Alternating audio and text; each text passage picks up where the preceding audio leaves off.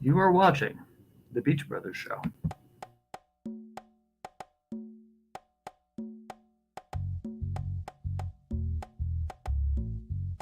So look, the Beach Brothers Show is a show where we deal with Virginia business and politics. Well, I'm Conrad Chesner. I'm a Hampton Woods political activist. The best ideas for community improvement happen to drive me. I help folks that are approaching retirement and in their retirement years. I have what I call the empowerment agenda, and that means that everything I do is focused on empowerment. You want to give a salute to Tally and Twine. It's time for you to have a high quality watch made in Virginia, made in Portsmouth, Virginia, from Tally and Twine. We want to say thanks to Southern Volkswagen Greenbrier for their great level of sponsorship. If you need a new car, you don't need to go far. Southern Volkswagen Greenbrier. And ladies, if you want your brows to say, wow, check out IamLitaWee.com. Microblading by IamLitaWee.com. I'm Seiko Varner. I do credit fixes, tax resolutions. I lend private money to real estate investors, and we do debt consolidations. If you need any of these services, contact me as provided. And now it's time to get beachy on the Beach Brothers Show.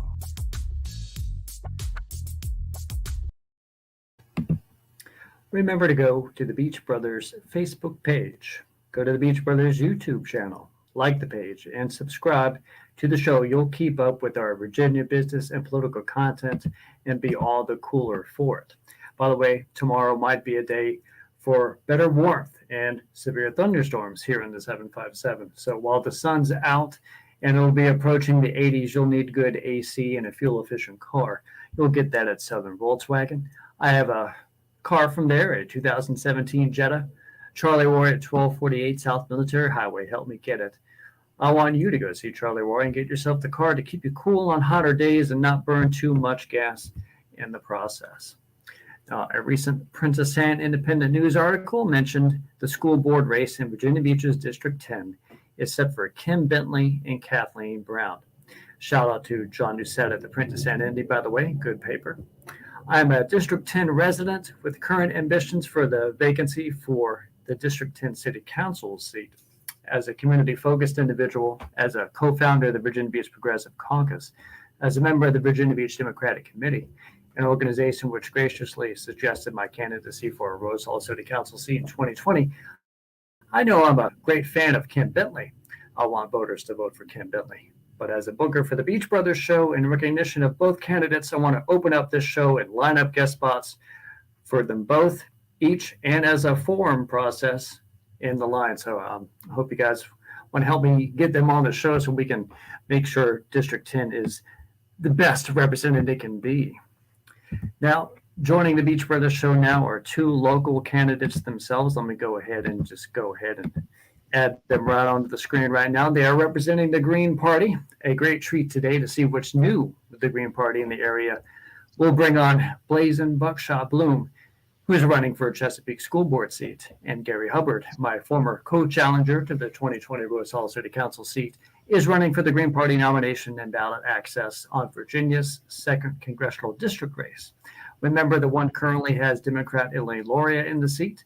A group of Republicans like Tommy Altman, Jerome Bell, Andy Bond, and State Senator Jim Kagans are fighting for the Republican nod. The 2nd District is shaping up to be very tightly contested, and there are growing winds of Republican momentum.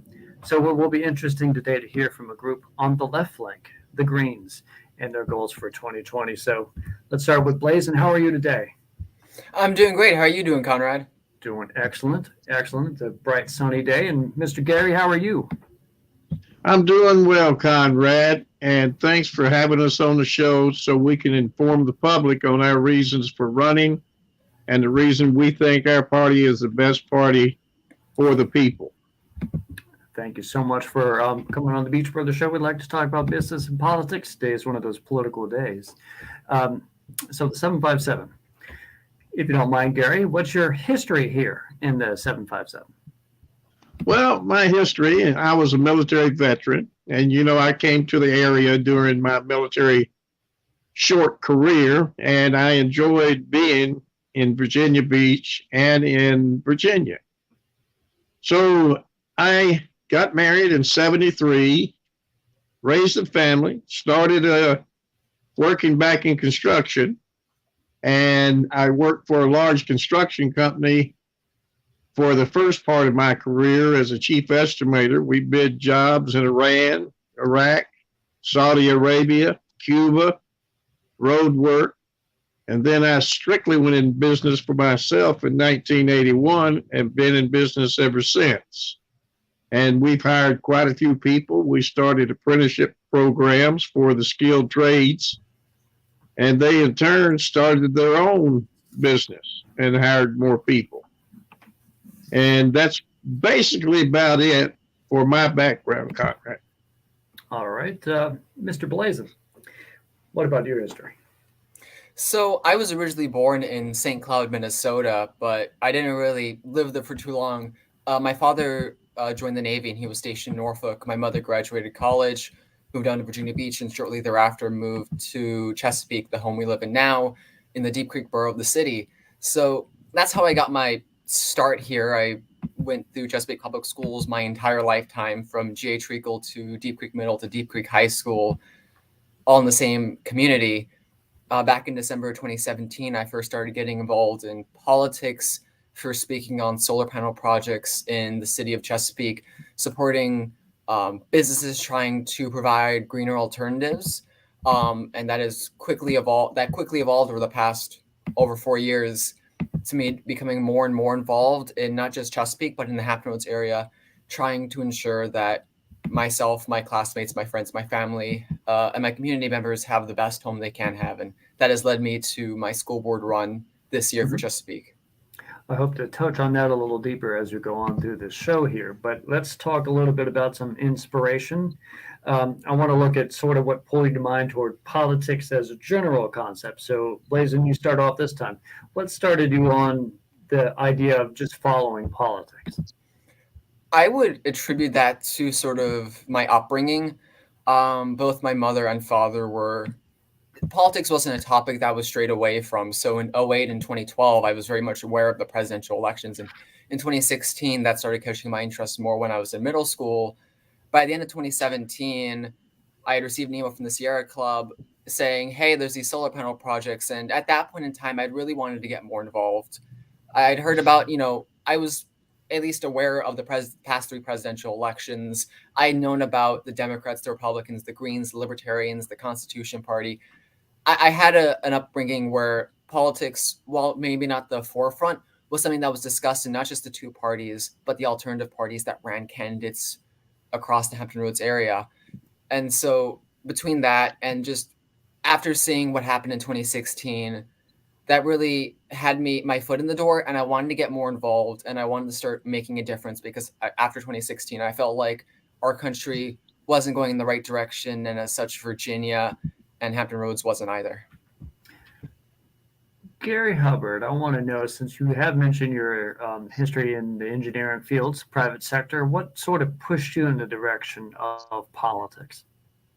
Well, Conrad, as you know, I've been in business quite some time, and I see political candidates, now and again, come over looking for donations, and more donations than representation.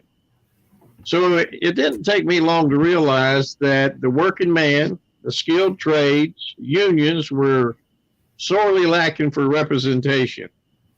I felt that now I'm at a point in my career that I can give back to the people that actually work for a living, the working poor, the middle class, and hopefully be able to pass and work on legislation that will benefit the people for the change, instead of just the same old hamster wheel politics that just spin on either side, whether it's the Democrats or the Republicans, and each of them standing on the Capitol steps pointing at each other saying, it's your fault, or it's your fault. It's about time that we stop the spinning wheel of politics and get back to representing the people for what it was made for. Now, you've sought office before, Mr. Garry, a Congress race in 2018, a couple of council races, just like myself, in 18 and 20. In a general sense, why would you want to run this year in 2022? Well, we're underrepresented, comrade, pure and simple. You know, it's people putting party over character. They don't understand that every legislation that is passed, every bill that's passed, every proposed bill that's passed affects the outcome, whether their taxes are going to be high, where inflation is spiraling out of control. So we need to represent the people for a change, Conrad.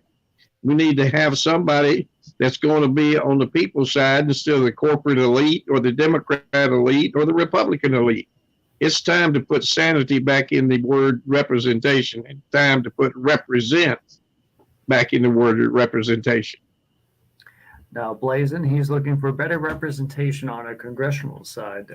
What is driving you to want to run in 2022 for school board in Chesapeake? I'd say it's a very similar issue. You look at the headlines, and school boards have become a very controversial topic. School board members have faced all sorts of controversy since the start of the pandemic. And what we're seeing here is that these are parents that aren't feeling listened to. And really, it's not just parents, it's students, it's teachers, it's staff. School boards need to be taking input from the people, from their constituents, from their stakeholders, and that hasn't been happening. Our school system, at least here in Chesapeake, people would move to Chesapeake simply because of our school system. In fact, it is the largest employer in our city. But when we're not getting the input of when people are coming here for this, it's causing us to stagnate and really just fall behind. And we're not addressing the issues as they arise. We're letting them fester, and they're getting worse. So in essence, it's a matter of ensuring that the people do have a voice, are represented, and as such, that means our schools will become even better. So that's what I'm striving to accomplish. All right. Now, my next question, I hope, doesn't step over some of my future questions when I probably ask more policy-based stuff here, but follow me on this. I'm ultimately curious, Mr. Blaizen, break down how a Green Party-minded individual would view something like the school board in contrast to, say, a standard Democrat in Chesapeake or a standard Republican or even a Libertarian. So part of the thing that the perspective I bring, and this isn't necessarily a Green Party, but I am a former student who went to school during the pandemic. And well, I guess when it comes to the Green Party, of our 4 key pillars or 4 pillars and 10 key values, one of those is ensuring democracy, grassroots democracy, and that people are being listened to. So when I get elected to this board, I'm not just going to be elected and say, these are the policies that I'm going to implement. I want to ensure that there is stakeholder input and say, how can we make this policy better? I'm researching policies. I have some policies already ready, but that doesn't mean that they can't become better. That doesn't mean by, without parent input, without student input, without teacher and staff input, that they can't become even better, that they can't become more effective, and that our schools can't be fixed sooner. And furthermore, one of the things that we'll get into later as we talk more about policy, but our campaign is really hoping to turn the school system not just into schools, but as a community institution, a center for the community. And so getting elected to the school board, it's not just about fixing these issues, but it's about transforming it into something more, something that we've always wanted of our schools, but haven't gotten. Same thing, Mr. Garry. What would bring you to the Green Party in 2022? Well, Conrad, it gets back to representation. I believe each voter should assess the person that they're voting for. And it's time to put character over party. We keep electing the same people, Conrad, over and over, whether it's a Democrat or whether it's a Republican, and we get the same result. And then the next 2 years or the next 4 years, it's the same result again. We've got to start actually renaming why we vote. Not a party, but a person that puts character over party. And the policies in the Green Party are the reason I went to the Green Party. I stand for the Green New Deal. I stand for reversing climate change. I stand for universal single-payer health care.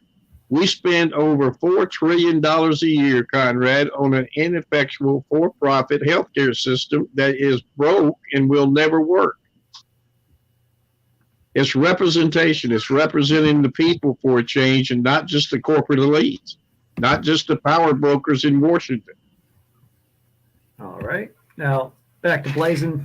There are significant hardships facing our schools. This is the same for Virginia Beach as it is in Northern Virginia or Wise County, but Chesapeake as well. In many ways, it's a funding issue, but funding applied to so many different separate issues. We're talking like bus drivers, we're talking teachers, infrastructure like new school buildings. Is Chesapeake addressing those things fast enough? No, plain and simple, we're not, and we haven't been. As I alluded to earlier, these are issues that have been building up. The teacher shortage, the bus driver shortage that we have coming out of lockdown from COVID-19, continuing through the COVID-19 pandemic. Those are problems that were already developing long ago when I was in elementary and middle school. They're only made significantly worse, brought to a breaking point as a result of the pandemic. The school system felt it wasn't important to address until it got past that breaking point. And that is something that should have never happened. We should have already been looking into solutions to this. We should have already been consulting with teachers. Why are you leaving? Why might you be leaving early? What is the problem going on? We should have been consulting with our bus drivers on the same issues. We should have been knowing why they were leaving and how we could have done it better. And it just comes down to a simple matter of ensuring that the voices are represented. And then when it comes to crafting solutions, we should have been listening to the students and the teachers and the bus drivers and the parents. And when it comes to addressing these issues through funding, we should have been looking where in the budget could we have taken money out of and going to the state and national and saying, hey, do you have any extra funds? This is becoming an issue and we need to solve it before it gets to a breaking point. So, Garry, I'd like to point out that in Virginia's District 2 race, there's an abundance of military members seeking the seat. We have Elaine, extensive military history. She beat Scott Taylor, extensive military history. Jerome Bell, military.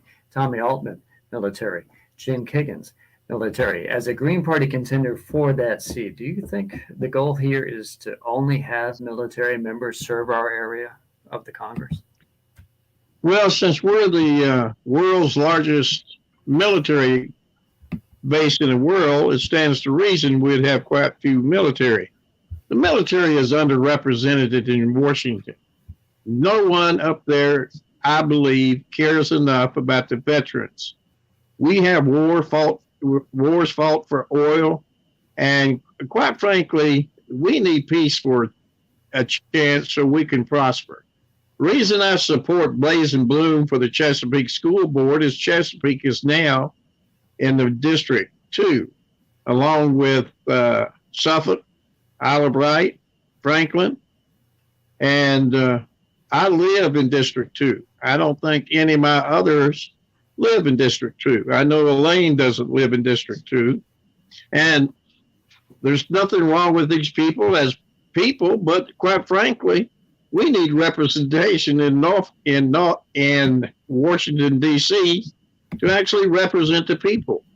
We need to have renewable energies. That needs to be on the forefront because let's face it, climate change is real. Droughts are real.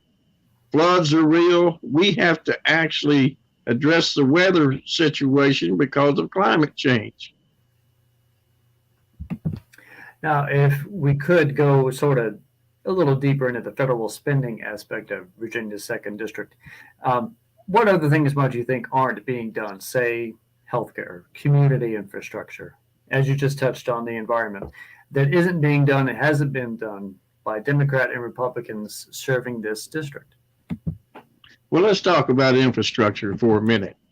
As a commercial and residential construction contractor, I know infrastructure quite well.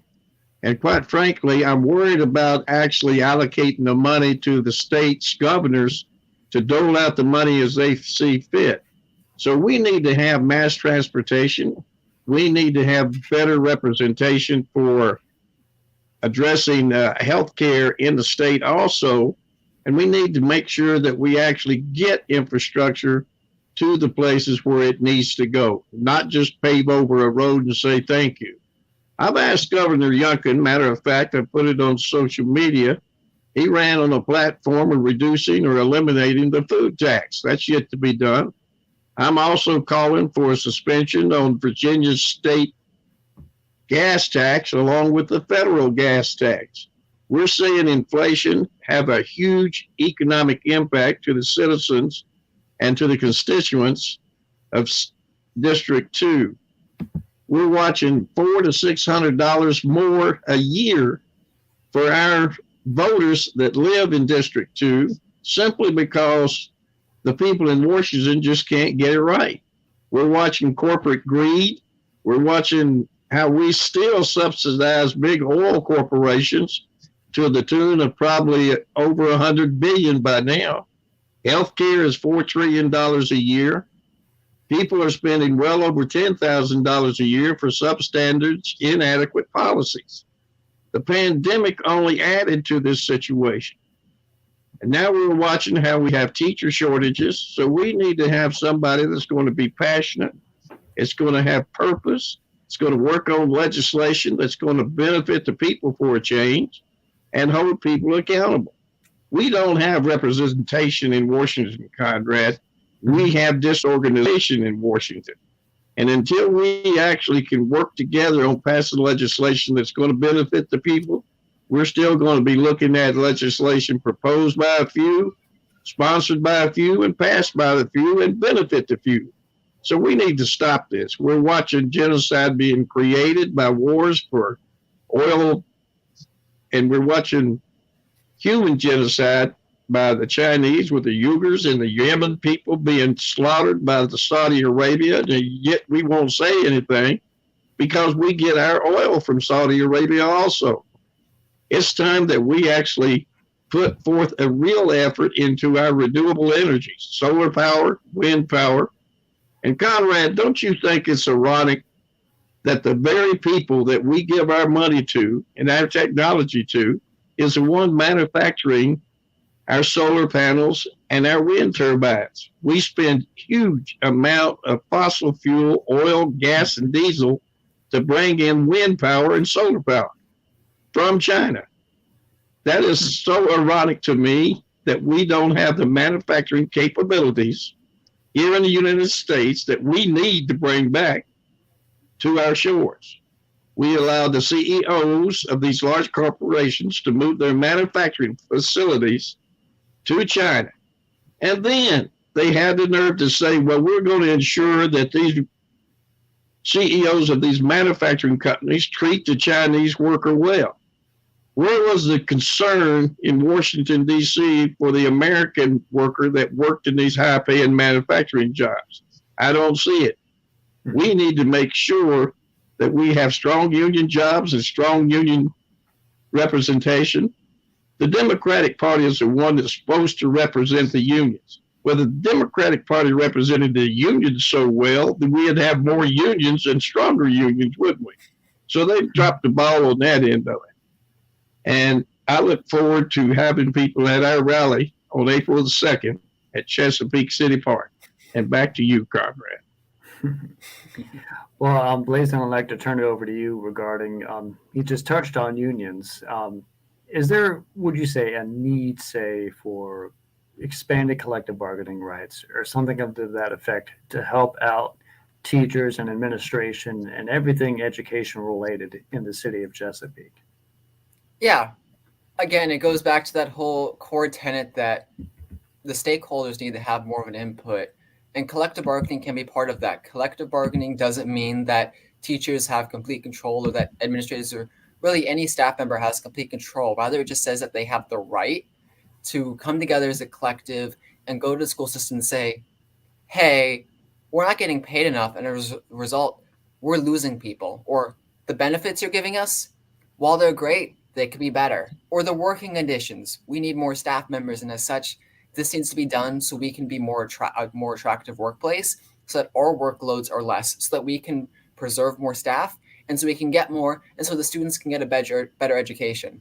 So I do think that collective bargaining can be a useful tool in ensuring that teachers and other staff have that means of communicating and discussing with the city on how to best support them and ensure that students are getting the best possible education and that parents have the supports and are actively involved in their child's education. Solid points, solid points. Now, I want to sort of get ourselves into the mindset like we're just about to go to a forum or knock on someone's door or something like this. The elevator pitch. Mr. Blaizen, what would you tell each person you meet when you knock on a door in Chesapeake saying that you are running? Hi, I'm Blaizen Buckshot Bloom. I'm running for school board this year in our fine city of Chesapeake. This is mostly because I bring the unique experience of a former high school student, or really a former student having graduated with the class of 2021. There are a lot of issues that have been exposed thanks to the COVID-19 pandemic, and I hope if I'm elected to this board that I can start addressing them with my experience and work with you and other stakeholders to make sure that they get properly addressed, fixed, and that our school system can become something more. Excellent. Now, same for you, Mr. Garry. You have quite a task of over 1,000 signatures to get soon from parts of Isle of Wight all the way to Chesapeake through Virginia Beach and the Eastern Shore. So what do you want to say to each person that you meet? Well, what I'd like to do, I'd introduce myself. I'm Garry Hubbard. I'm a veteran and a small business owner, and I care about the economy and the economic impact that's having an effect on the residents that live in District 2. For example, 2 gallons of gas costs more than the federal minimum wage per hour. 3 gallons of gas costs more than the $15 that everybody seems to think is a panacea for a living wage. It's not.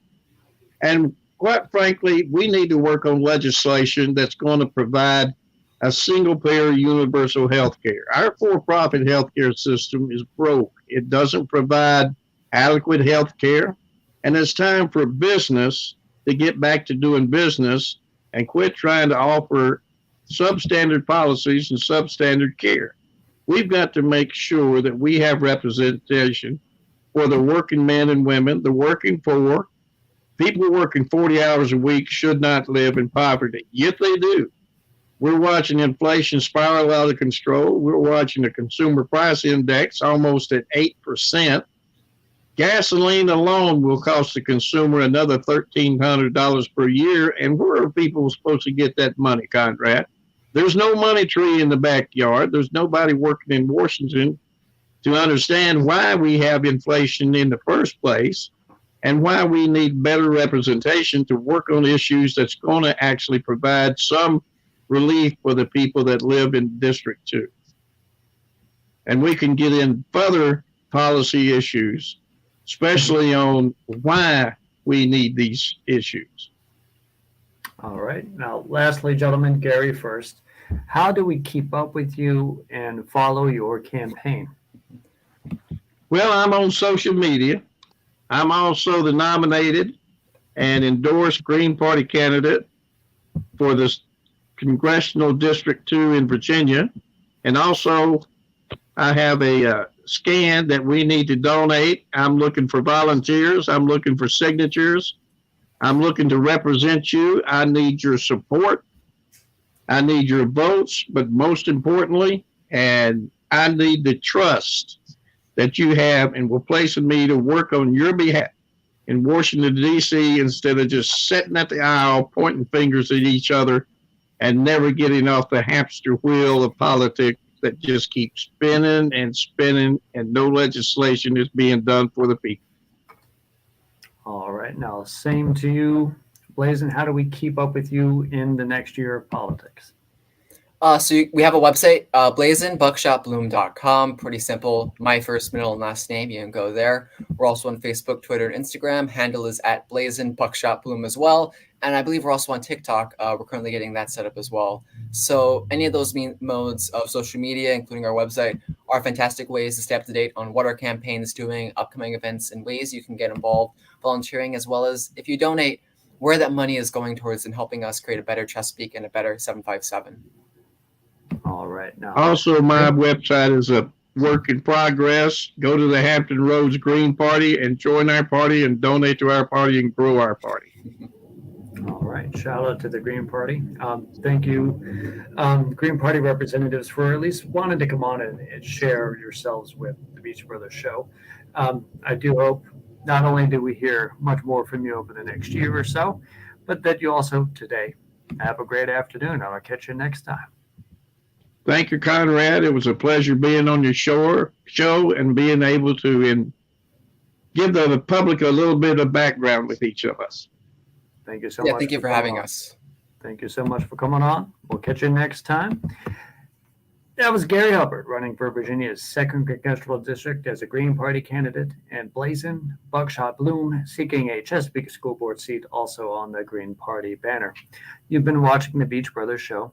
Tune in Friday evening as we bring on former Beach Brothers Show guest, Newport News City Councilman David Jenkins.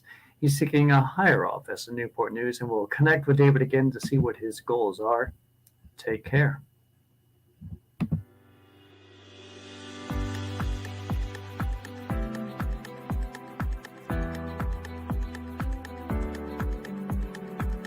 It's never too early or too late to plan for retirement.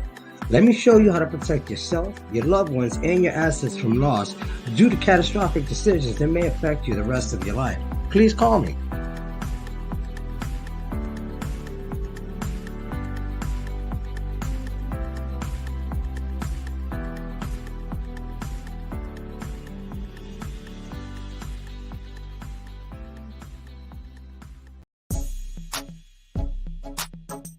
This show was brought to you by Positive Vibes Incorporated, our consulting services. We do credit fixes, we do tax resolution, we lend private money and debt consolidation. So if you need some of these services, we're waiting here for you. Credit fixes, tax resolutions, private money, and debt consolidation.